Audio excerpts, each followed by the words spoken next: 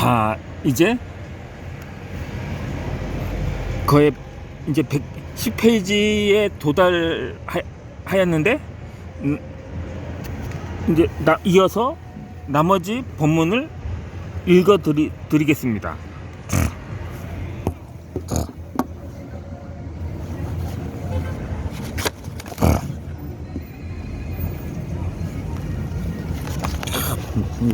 아니,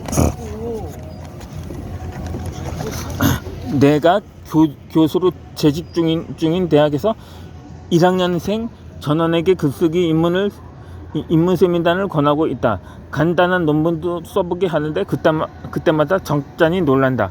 컴퓨터로 쓸 때와 원고지에 손으로 쓸 때의 차이가 너무나도 확연하다. 전자는 우선 문장 같다. 오자, 탈자가 적다. 제한 자수를 정확히 지킨다. 후자는 문장 연결이 불안하다. 제대로 된 글이 아니다. 오자, 탈자는 기본이고 구두점도 엉망이다. 제한 자수를 채우는데 급급해 전체적인 문장 밸런스가 나쁘다. 전자 외에는 비교가 안 된다. 후자는 신입생뿐 아니라 컴퓨터가 보급되기 전까지 학생들에게서 공통적으로 발견되는 특징이었다. 컴퓨터가 문장을 쓰는 사람, 그 중에서 초보자에게 큰 도움이 된다는 것은 누구나 실감하고 있는 사실이다. 컴퓨터의 위력은 초보자에게만 한정되지 않는다. 글쓰기에 익숙한 사람이 보다 명쾌하고 정갈한 문장을 쓰고자 할 때는 컴퓨터는 그 기대를 실현시켜 준다. 와시다 고야타. 중년에 쓰는 한 권의 책 중에서 저도 90년대 후반부터 출판사에 원고를 투고하기 시작했었는데, 당시에는 종이 원고로 투고를 했었는데, 그때도 이미 노트북과 PC는 존재를 했던 때였습니다. 하지만 개인용 PC는 없었기 때문에 제가 2000년대 초반까지는 종이 원고를 통해서 직접 일일이 출판사를 내사하여 원고를 투고했었던 것입니다.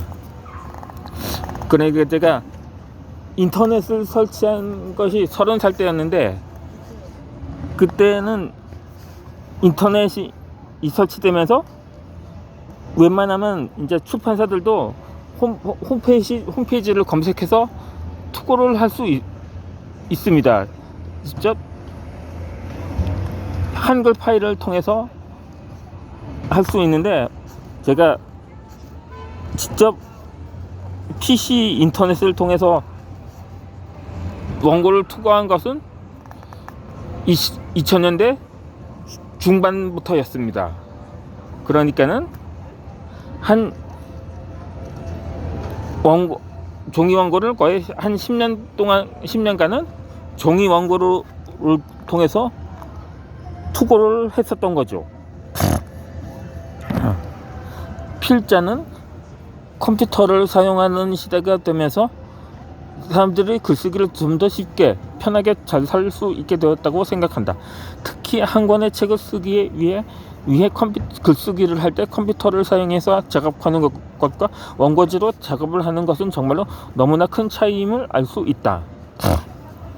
이러한 시대적 환경, 컴퓨터와 인터넷, SNS의 발달로 인해 누구나 글쟁이가 되어가고 있고 될 수 있다.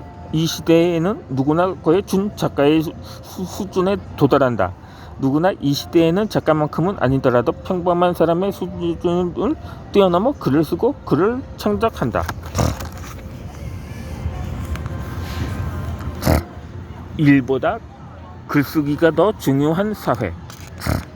글쓰기는 생존을 추구하고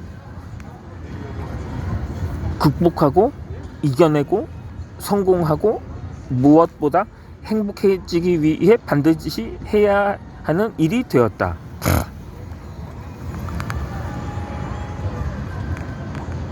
그러니까는 글 쓰는 일이라고도 흔히들 표현을 하죠. 그죠?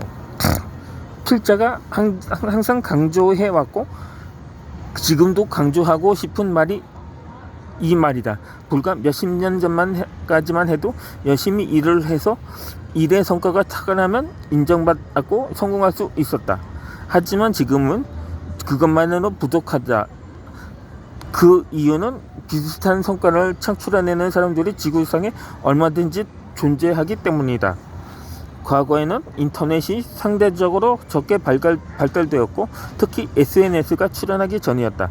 그래서 그때는 그 지역, 그 사회에서 조그만 두각을 나타내면 성공할 수 있었다. 하지만 지금은 전 세계인들과 쉽게 비교되고 평가된다. 그런 점에서 자신이 아무리 열심히 일을 하고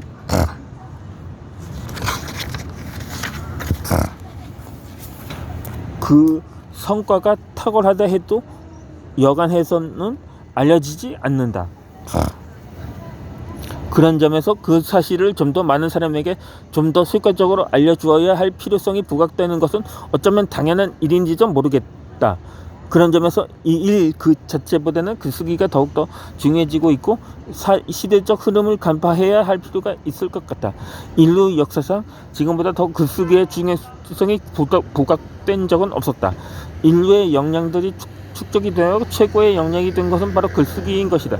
그렇기 때문에 앞으로 문명이 발달할수록 글쓰기는 가장 중요하고 가장 기본적이며 가장 최고인 경쟁력이 될 전쟁이다. 우리 주위에서도 글쓰기를 하는 사람과 글쓰기를 전혀 하지 않고 관심조차 없는 사람의 몇 년 후가 확연하게 차이가 난다는 사실을 쉽게 살펴볼 수 있다.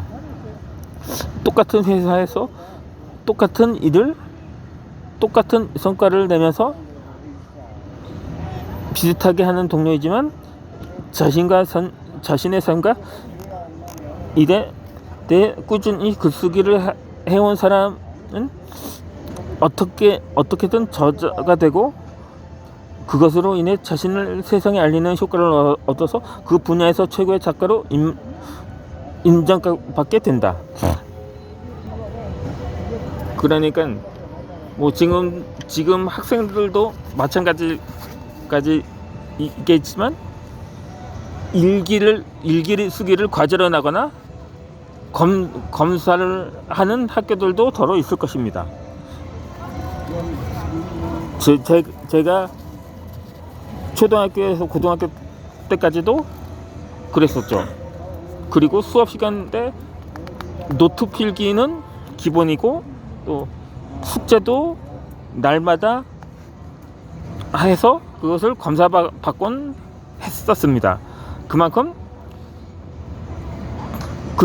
글을 쓰는 것에 대해서는 거의 필수처럼 여겨지곤 했었던 거죠. 어찌되었든 우리 주위에서도 글쓰기를 하는 사람과 글쓰기를 전혀 하지 않고 책 한 권이 바로 자신의 전문가 자격증인 것과 마찬가지 됩니다. 그런데 그 책이 좀 더 큰 호응을 얻고 신뢰를 얻을 만큼 잘 쓴 책이라면 이러한 효과는 배가 된다. 특히 모든 사람이 글쟁이인 시대에 다른 모든 사람들은 글쓰기를 통해 이런 효과를 기본적으로 누리고 가지기 때문에 글쓰기를 하지 않고 글쓰기와 친하지 않은 사람은 불이익을 스스로 자청하는 것과 다를 바 없게 된다는 것이다. 생각해보자. 현생인류를 표현하는 동물 분류와 학상의 생명은 호모 사피엔스다. 라틴어로 생각하는 사람이라는 의미다. 그리고 그전에는 호모 에릭투스였다. 두 발로 직접 보행하는 인류가 출현했기 때문이다. 그리고 20세기 후반부터 인류를 자칭하는 말들이 다양하게 생겨났고 그 중에서 가장 의미 있는 말 중에 하나가 호모 로켄스이다. 호모 로켄스에 대해서 중년에 쓰는 책 한 권의 책이라는 이 책의 저자인 와시다 고야타는 이렇게 밝힌 적이 있다.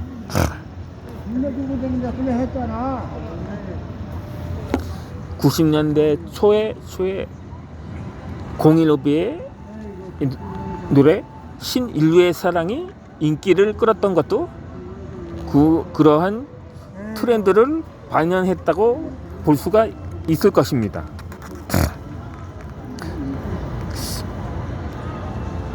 암튼간에 자연과 인간을 구별하는 경계선에는 언어가 있다. 따라서 인간은 호모 루켄스, 즉 말하는 사람이라고 불러야 한다는 입장이 20세기 후반부터 유력한 가설로 떠올랐다. 나 또한 같은 생각이다. 언어에는 지금 여기 없는 것, 아직 어디에도 나타나지 않은 어떤 것을 머릿속에 재생시키는 능력이 있다. 인간은 언어를 통해 자연계에 없는 현상을 머릿속으로 상상했고 이를 실현시키려고 노력해왔다. 그리고 마침내 현실로 만들어냈다. 인간이 자연을 초월할 수 있었던 힘은 언어를 사용해 온 역사가 있다. 언어야말로 창조력과 상상력의 중요한 모태였던 것이다.